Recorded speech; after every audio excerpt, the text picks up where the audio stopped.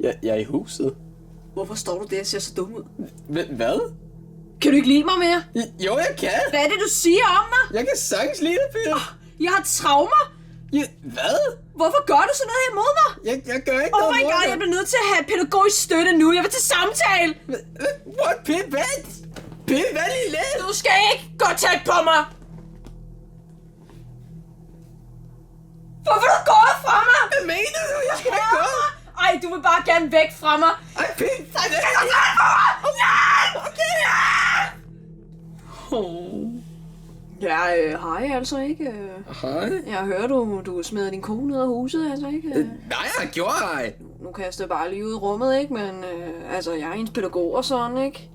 Okay. Sådan hjælper hende og det, ikke? En pædagog? What? Ja, jeg synes lige, du burde skrive til hende en gang, ikke? Altså, jeg kan godt lige skrive til en, så okay. Ja, altså, at blive gode venner, ikke? Altså, ja. Jo, altså, jeg ved jo godt, hvad gode venner betyder. Okay, jeg behøver ikke at hæve stemme, altså, bop. Jeg må heller lige skrive til en. 5 motherfucking timer senere, og der er stadig ikke sket noget, fordi der er ikke nogen, der gider motherfucking svare, selvom der sker noget. Nej. Ej, nu må det stoppe med den der Discord-fnider. Nu finder jeg Pip i stedet for. Der var du, Pip. Hej, Race. Hej, Pip. Hvad laver du? Jeg sidder bare og laver podcast. Hvad er der? Det var bare i forhold til det der med at smide det ud og sådan noget.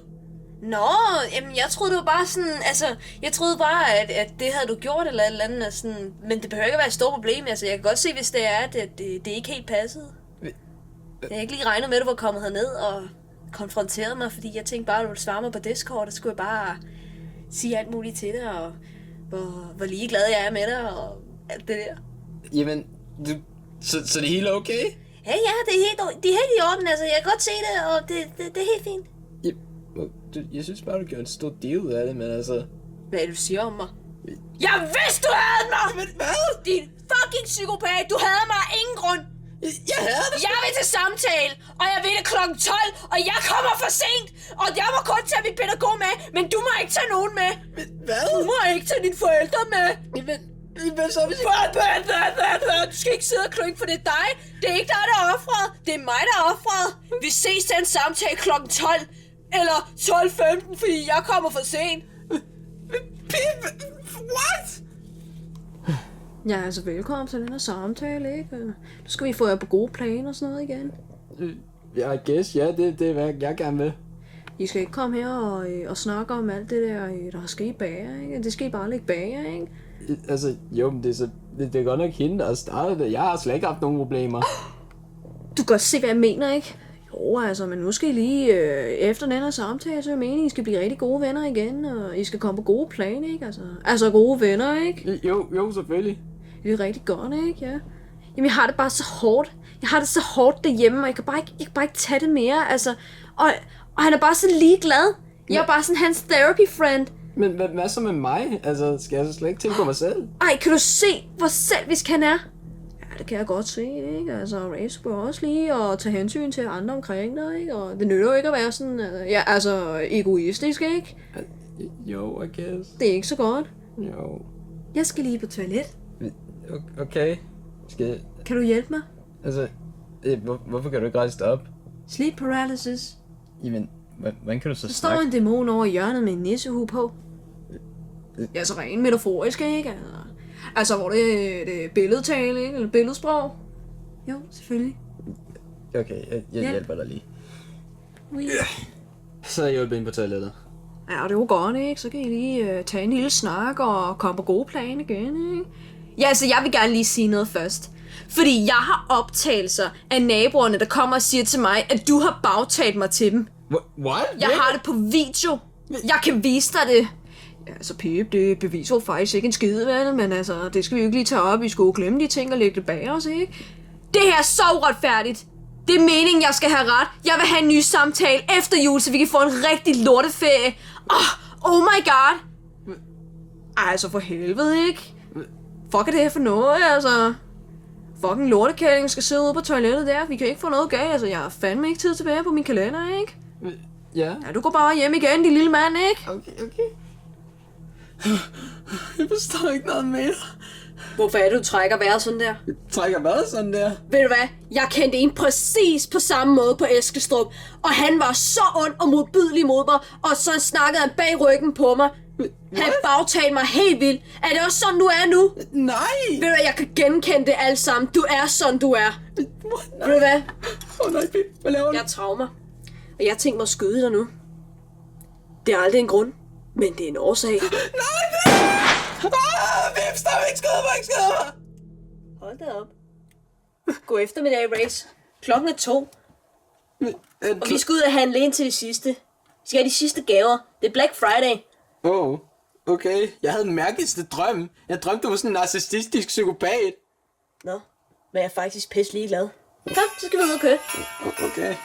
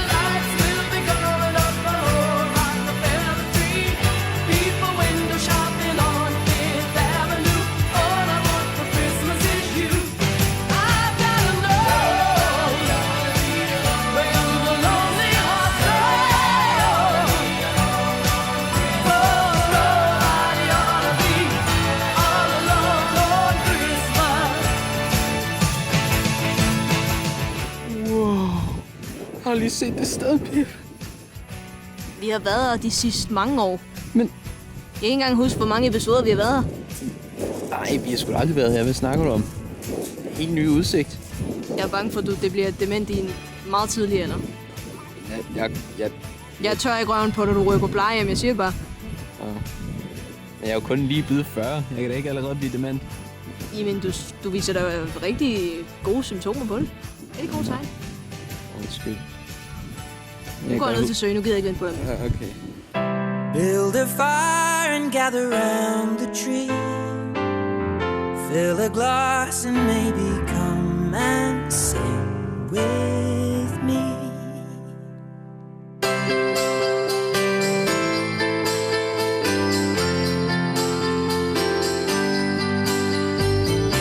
So kiss me under the mistletoe.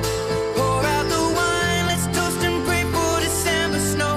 I know there's been pain this year, but it's time to let it go. Next year you never know. But for now, Merry Christmas, it's Christmas time. For you and I, we'll have a good night and a Merry Christmas time.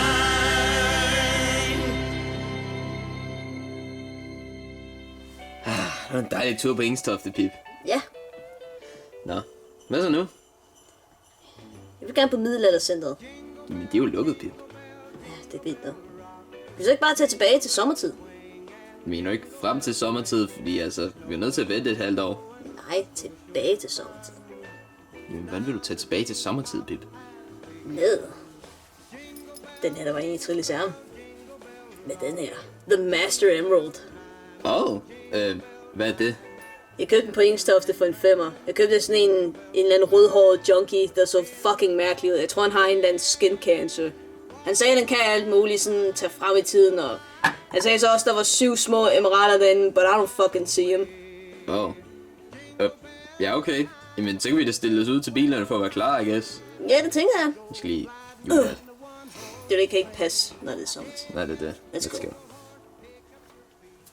Sikke noget deprimerende vejr, det er piståget og fucking koldt. Ja, skal vi da bruge den, så vi kan få varmen? Ja.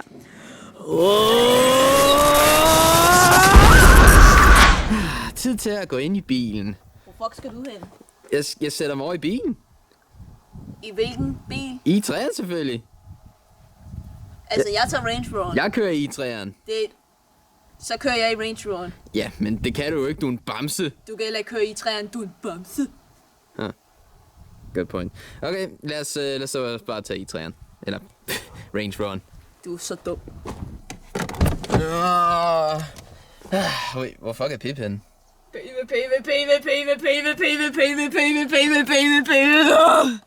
Hvor skal man sige det for at flyve? Ja, det er et godt spørgsmål. Det er jo bare sådan, fantasien den udvikler sig. Føj, for helvede. Ikke aldrig mere race. Altså, Pip, du behøver ikke at brokke dig så meget. Okay. Jeg har sagt det ord 3.000 gange.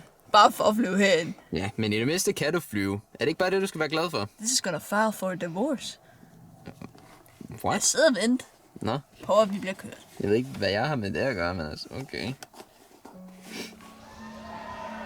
Efter en lang og smertefuld tur, var People Race endelig nået frem til Middelaldercenteret. De havde betalt for deres entré, og nu havde de desværre kun 2 timer til at udforske stedet her. Den største legeplads, jeg nogensinde har set, Pip. Vi har været på en større en. Men skal vi ikke lege på den? Men der er pomfritter race. Kom, Rita! Kom, the daddy. I married this man. Man skulle tro, at når man har gået her i alle de her år, at man vidste det hele. Men jeg har fandme aldrig set det her før. Anyways. People Race var så færdige med at sluge deres pomfritter, og nu var de gået videre for at explore flere ting. Så, skål på det. Griffenholm? Hvad fanden er det? Det er stedet her. Hedder det Noget, der ville Griffenholm? være sejt, det var at se det om aftenen. Ja. Look at this. Wow. The lamb. Damn. Let's go. Let's go, ja. Wow. Det er et flot sted. Undskyld, jeg afbrød dig. Hvad siger du? Kan vi ikke købe en af husene? Eller bare købe det hele race? Men så bor vi på Middelaldercenteret. Det er sådan lidt lort. Fuck snakker du om? At bo på Middelaldercenteret, det er sådan lidt træls. Ej, vi tager bare alt det her, og så sætter vi det et eller andet sted hen på... Vores adresse. Maybe. Over i skoven. Ligesom det. Der er sådan en maskingevær herovre, Pip. Har du set Det er den? ikke et maskingevær race, det er en kanon. Det er sgu da et maskingevær. Det er til at plukke griffins. Er du på har du menstruation race? Ja. For helvede, så skulle I ikke gå tæt på den Shit. rede der. Ja, det er rigtigt nok. Idiot. Men så er det godt, vi har sådan nogle her. En stor cylinder, der kan skyde med ting. Den virker ikke. Obviously ikke, nej. Jeg føler mig troet. Det kan jeg godt forstå. Hvorfor står den bare og kigger på os? Hvad fanden? Nu føler jeg mig endnu mere troet. Se, det er sgu, fucking out of det er sgu here. rigtig middelalderagtigt. Hvad er der herinde? Der står angst på den her. Angst? Men der står Tangit. Tanker? Au, kan jeg ikke lide. Sådan der. Jeg vil bare sidde gerne derinde, Pip. Så mange spændende sager jo. Jeg vil også bo her. Ved du hvad hest vil? Jeg vil hesten have en fokuser på dig, Pip. På dig, Pip. På dig, Pip. Sådan der. Godt så. Jeg vil gerne bare bo derinde. Men det kan vi så ikke. Fordi jeg... Apropos mig, der lige begyndt at græde.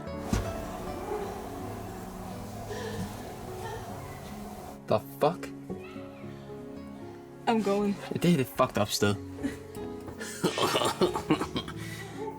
Bare fordi der er åbent der er ens betydning, man må gå derind. Das Laboratorium, the laboratory. Tak Hold for op, det var rigtig godt engelsk, Grace. Hov, der er Tak fordi du kamera. respekterer afspæringen, Race. Tak fordi du respekterer den. Altså... Må jeg godt fodre dig til ud? Nej, føj, nej. Jeg træk i Victors arm. Det kunne jeg godt se. That's awful, Pip! Det er alger. Hvorfor er det så beskidt? Ej, hvor er du grim. Men kan vi det mindste komme... Ej, den er satan med Hvorfor grim. føler jeg mig troet ved alle de her ting, jeg ser på siden af huset? Jamen, den kigger da også sådan i midten. Dens øje er smadret. Men det her er fedt.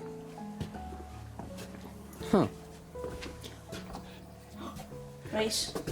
Jeg vil bo her. Jeg vil bo her lige nu. Kan du ikke købe det til mig? Der er sgu da kamera lige der. Race, hvis du ikke køber det her til mig, I'm gonna file for a divorce. Hvad er det for Sapphire kamera 6? Jeg vil skældes, hvis du ikke køber mig det her hus. Find pengene. Vi skændes. Hvordan har vi aldrig lagt mærke til det her sted? Jeg har aldrig set det her nogensinde. Det er meget sjovt, for vi har været et par gange nu. Oh. Men Raves, hvis du kan løfte den der sten, så redder du vores ægteskab. Gør jeg? Ja, løft den. Men nej. Du må ikke gå ind over hegnet, Raves. Faktisk slet ikke røre ved det. Men hvorfor giver du mig sådan nogle svære challenges, Pip? Vi kan finde på nogle andre. Okay, fint nok. Det var middelaldercenteret, Pip. Yep. Lad os komme videre. Nej. Jeg vil have den med hjem. Okay. Jeg gider altså ikke have sådan en stinky ass ulv med. Du redder ægteskabet, hvis du siger ja. Velkommen til familien. Hvor? Gå ind på. Skal vi menu, Pip? Giv mig en menu, Raves. Okay. Giv noget mere. Brik på ting. Hvad? Se lige alle de solbriller. Jeg tror godt, jeg kunne tænke mig nogen. Jeg skal lige spørge Pip. Ej, det var sørme en god tur i Menu, Pip. Jeg har aldrig været gladere i mit liv før. Ja, det er ikke cringe. Du er cringe. Ja, nej. Du er cringe. Nej, selv ulven synes jeg er cringe. I er cringe. Ved du hvad? Nej. Du er cringe. Nej, I er cringe.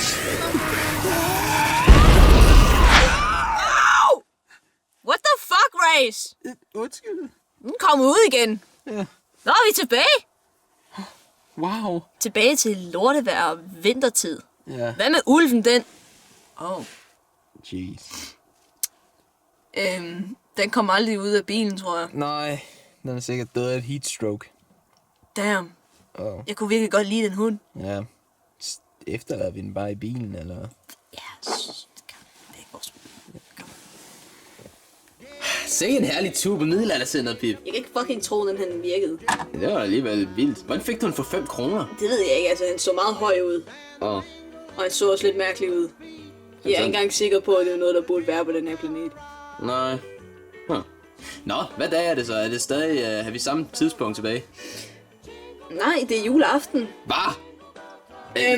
Vi har åbenbart travelet hele vejen til juleaften. Hvor? Et par timer.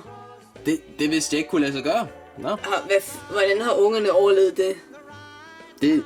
Det er de nok heller ikke. Men nej, vi skulle jo holde jul hos min bror. Nå, ja, for helvede. Lille unge. Nå, ja. Kom så, unger, stop! Ja, lad os vække ungerne, så Skal tager jo jeg... holde juleaften. Ja, jeg tager os lige min. Let's go! Stop så fire! Glædelig jul, motherfuckers! Ikke bande. Ja, glædelig jul. Før I lige går ind, så skal I lige aflevere alt elektronik og jeres mobiltelefoner og tablet og diverse.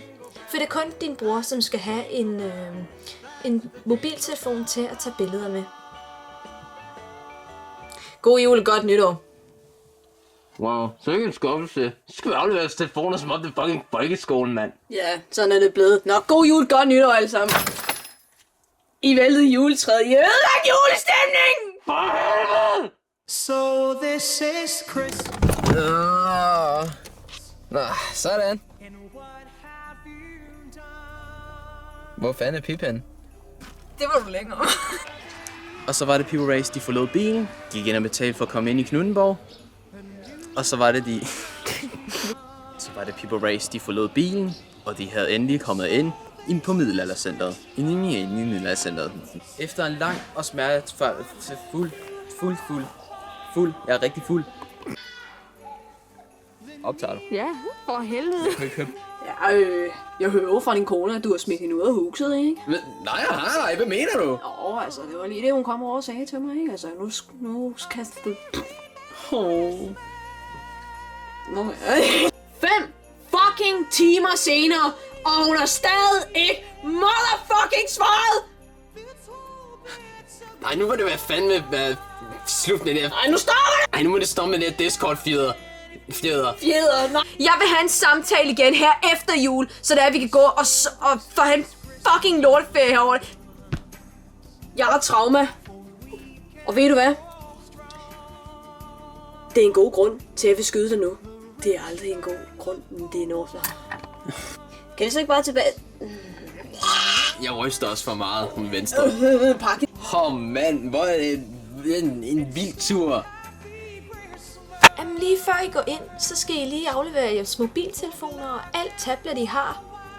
Fordi det må min dreng altså ikke kigge på. Så det er kun din bror, som skal have en mobiltelefon til at tage billeder med. Jeg har en bombe. Ja, glædelig jul. Jamen, I skal lige vente lige et øjeblik. Jeg har også en bombe. Okay. Jeg har glemt mine linjer. Hvad er det for noget, bil? En masse lort. Er det godt? Er det godt lort? Man skal tænke på julegave-race. Ja. Jeg ved ikke engang rigtig noget, jeg vil have ud over den her Cola Zero. Så den her til og drikke. Fedt.